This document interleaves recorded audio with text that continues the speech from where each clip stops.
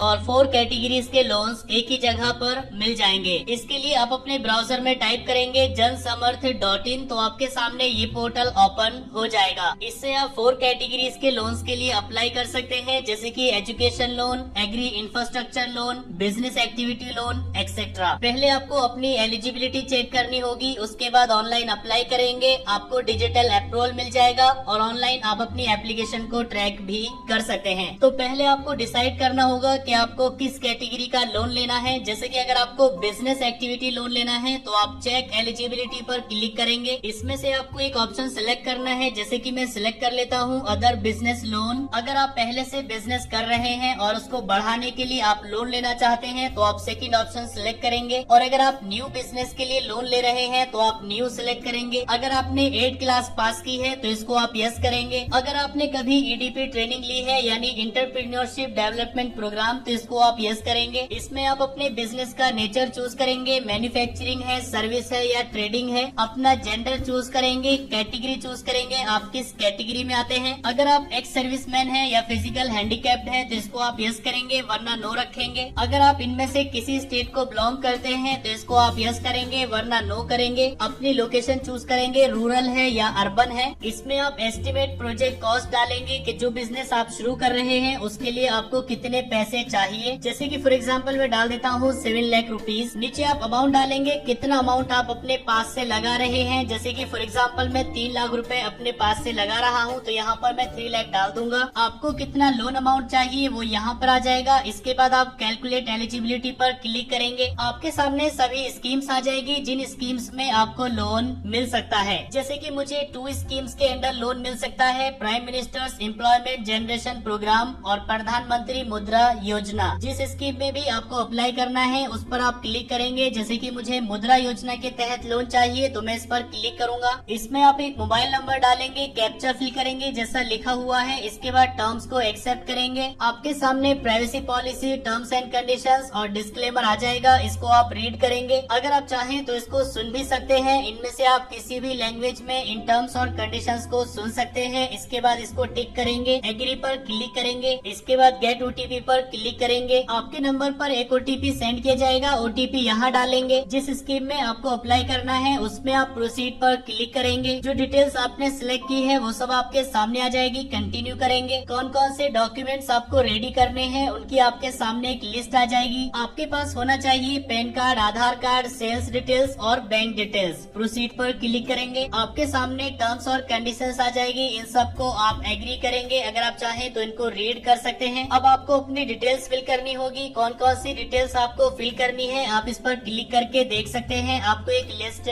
मिल जाएगी। तो पहले आप अपनी पैन कार्ड डिटेल्स फिल करेंगे। इसमें आप अपना पैन कार्ड नंबर डालेंगे, डेट ऑफ बर्थ सिलेक्ट करेंगे, सबमिट कर देंगे। इसके बाद आपको अपनी आधार कार्ड डिटेल्स फिल करनी होगी, तो यहाँ पर आधार कार्ड नंबर डालेंगे, कंसेंट प्रोवाइड करेंगे, गेट ओटीपी पर क्लिक करेंगे। और अगर आपके आधार कार्ड के साथ मोबाइल नंबर लिंक नहीं है तो आप अपलोड आधार वाला ऑप्शन चूज करेंगे। इसमें आपको अपने आधार कार्ड का फ्रंट और बैक साइड का फोटो क्लिक करना है और यहाँ पर अपलोड कर देना है। आपका आधार कार्ड वेरीफाई हो जाएगा, प्रोसीड पर क्लिक करेंगे। अगर आप ITR फाइल करते हैं तो ये CBDT से आपकी इनकम डिटेल्स ले लेगा, आप प्रोसीड करेंगे। लेकिन अगर आप ITR फाइल नहीं करते हैं तो आपको ये डिटेल्स मैनुअली फिल करनी होगी। अगर आपके पास GST नंबर है तो इसको आप यस करेंगे, वरना नो रखेंगे। इसके बाद अपने बिजनेस की डिटेल्स फिल करेंगे। पिछले 12 महीनों में आपने कितनी सेल्स की है वो आप यहाँ पर डाल देंगे। अगर आपने कोई सेल नहीं की है तो इन सबको आप 0 रखेंगे। इसके बाद आप अपना पिछले 6 महीनों का बैंक स्टेटमेंट डाउनलोड करेंगे और यहाँ पर अपलोड कर देंगे। या आप सीधे वेरीफाई अकाउंट पर क्लिक करेंगे। इसमें आपको अपनी बैंक डिटेल्स फिल कर देनी है। इसके बाद वेरीफाई पर क्लिक करेंगे, आपकी बैंक डिटेल्स वेरीफाई हो जाएगी। इसके बाद आपको बिजनेस की डिटेल्स फिल करनी होगी, जैसे कि आपके पास कितने एम्प्लॉयज या वर्कर्स है वो आप यहाँ पर चूज कर लेंगे। कब से आप ये बिजनेस कर रहे हैं इसमें आप ईयर और मंथ चूज कर लेंगे। इसके बाद बिजनेस का पूरा एड्रेस फिल करेंगे। इसके बाद आपको बिजनेस और लोन डिटेल्स फिल करनी होगी, तो आप इंडस्ट्री चूज करेंगे। इसमें आप लोन का पर्पस चूज करेंगे, आप लोन क्यों ले रहे हैं। आपकी एप्लीकेशन कंप्लीट हो जाएगी। व्यू पर क्लिक करके आप अपनी कंप्लीट एप्लीकेशन देख सकते हैं। इसके बाद